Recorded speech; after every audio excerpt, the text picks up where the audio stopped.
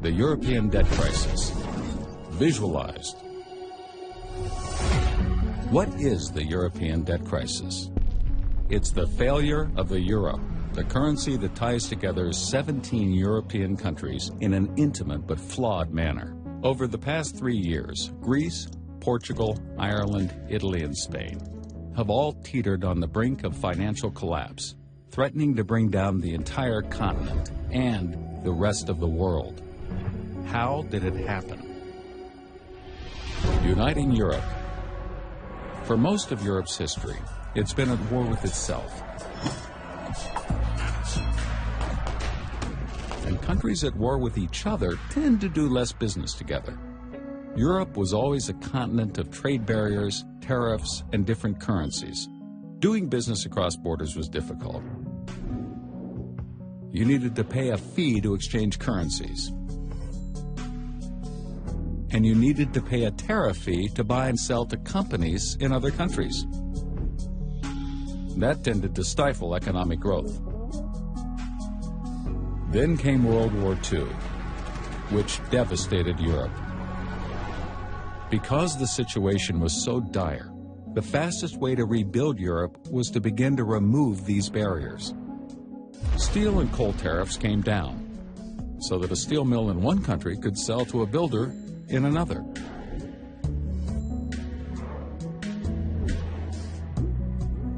This gave the survivors an idea: a unified Europe, a union across the continent that would end all future wars. Countries began to band together toward this goal, bringing down trade barriers, lowering the cost of doing business. One of the last barriers to fall was the Berlin Wall. With a united Germany, Europe was ready. 27 countries signed the Maastricht Treaty and created the European Union. This made doing business across borders easier, but there was still one major obstacle: the different currencies. A decade later, they had won. The euro, launched on January 1st, 1999. Countries adopting the euro, called the euro area, discontinued their own currencies. They also discontinued their own monetary policies, giving control to the newly formed European Central Bank, commonly referred to as the ECB. The euro area now had one unified monetary policy, but it still had many different fiscal policies. A key reason for the current debt crisis. Monetary policy versus fiscal policy. You see, it's important to understand the difference between monetary policy and fiscal policy. Monetary policy controls the money supply, literally how much money there is in the economy and what the interest rates are for borrowing money. Fiscal policy controls how much money a government collects in taxes and how much it spends.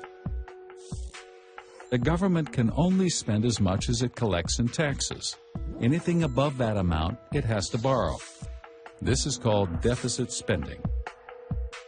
Before the euro, countries like Greece not only had to pay high interest rates to borrow, but they could only borrow so much. Lenders weren't comfortable lending them too much money.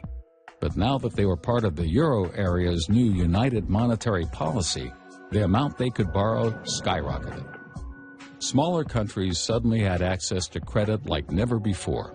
Greece and other countries, which previously could only borrow at rates around 18%, could now borrow for the same low rate as Germany. How? Germany's credit card. You see, joining the euro area is a lot like sharing a credit card. Germany's credit card. Lenders now believe that if Greece was unable to repay its loans, Germany and the other big economies of Europe would step in and repay them because they were now bound by a common currency. With a new abundance of cheap credit, Greece and other European countries were able to adjust their fiscal policies and increase spending to previously impossible levels. Some countries embarked on huge deficit spending programs, primarily for politicians to get elected. They made promises such as more jobs and generous pensions, all of it paid for with the new money they could now borrow. The governments of Greece, Portugal, and Italy accumulated huge debts. However, they were able to repay these debts with more borrowed money. As long as the borrowing continued, so did the spending and the unbalanced fiscal policies. In Ireland and Spain, cheap credit fueled enormous housing bubbles, just as it did in the United States. Credit flowed, debt accumulated, and the economies of Europe became tightly intertwined. Giải mã Video Marketing, mọi bí mật sẽ được tiết lộ. Giải mã Video Marketing, giải pháp dẫn đầu xu hướng. Companies began opening factories and offices across Europe. German banks lending to French companies, French banks lending to Spanish companies, and so on and so forth. This made doing business incredibly efficient, while at the same time tying together the collective fate of the euro area. Things continued this way as long as credit was available, and credit was available until 2008. Spurred by a collapse in the U.S. housing market, a credit crisis swept the globe, bringing borrowing to a halt everywhere. Suddenly, the Greek economy couldn't function. It couldn't borrow money to pay for all the new jobs and benefits it created. It couldn't borrow the new money it needed to pay its old debts. This was a problem for Greece, but because of the unified monetary policy, it was also a problem for all of Europe. Much of Europe had been on a spending spree and borrowed more money than it could ever repay. But the problem is somebody has to pick up the tab, or else every country in the euro area will suffer. Since the countries that ran up the bill couldn't repay, everyone looked to Germany. Austerity measures. As the biggest and strongest economy in Europe, Germany reluctantly agreed to help bail out the debtor countries. In other words, Germany agreed to repay the bill, but only if the debtor countries agreed to implement strict austerity measures to ensure that it would never happen again. Austerity measures meant sucking it up, cutting spending, borrowing less, and paying back more debt. This sounds like a simple solution, right? It's not. First of all, nobody wants austerity. Austerity means cutting government spending, and since the government is by far the biggest spender in any economy, when the government cuts spending, it cuts the earnings of many of its citizens.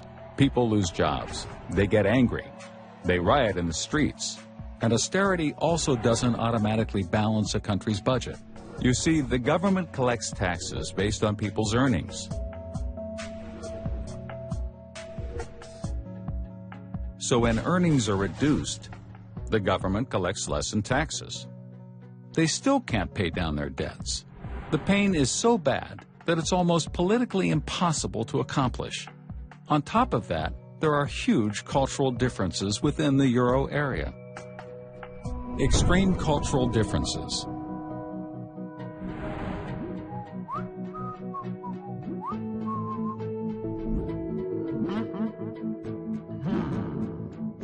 Germany is very financially responsible.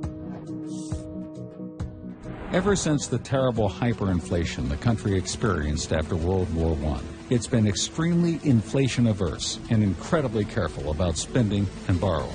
In general, Germans work hard, expect little in the line of state benefits, and meticulously pay all of their taxes. Many Greeks, on the other hand, enjoy generous state benefits and don't pay taxes.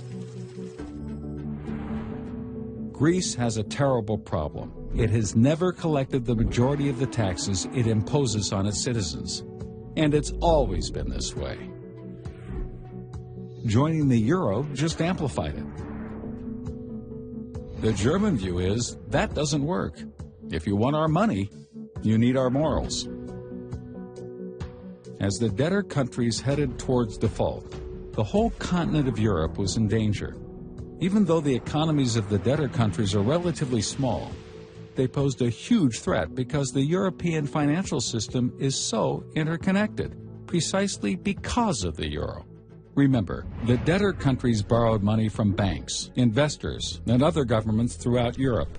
As the debtor countries get closer to default, everyone who lent them money becomes weaker, and everyone who lent those lenders money also becomes weaker, and so on and so forth. A problem in one country could reverberate across the whole continent, triggering a chain reaction of default. If Greece defaults, then Spain could default. Italy, Portugal, and Ireland could be next. Then France, then Germany. Pretty soon, it could spread not just across Europe, but across the world. Fiscal union or breakup.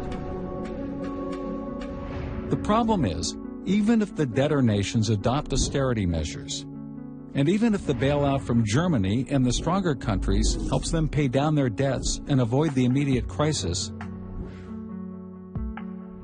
there's no system in place to prevent this from happening again. This brings us back to that fundamental division of monetary policy and fiscal policy. Ultimately, the euro area requires a fiscal union to match its monetary union, or neither. That is, there must be a political organization with authority to set fiscal policy within every euro area country. It must have the power to cut spending, raise taxes, and set laws. A fiscal union like this could actually prevent excessive borrowing and spending. Giải mã video marketing, mọi bí mật sẽ được tiết lộ. Giải mã video marketing, giải pháp dẫn đầu xu hướng. However, this is an enormously complicated and unpopular notion. It means surrendering sovereignty to a higher power. In essence, a United States of Europe. Yet, without a centralized fiscal union, countries will continue to run deficits, accumulate debt, degrade the value of the euro, and threaten the stability of Europe. Can Europe take the necessary steps and create a fiscal union alongside the monetary union? Or will the monetary union break up and the euro disappear?